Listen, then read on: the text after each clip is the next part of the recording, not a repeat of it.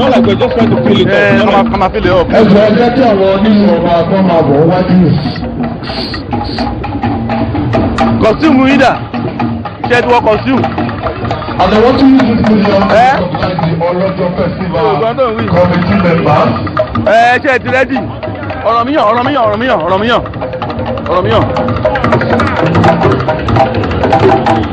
My boss, landlord, I thank you. Kó lè máa gbà wọlé. I want to recognize the Ọlọ́jọ́ festival committee members.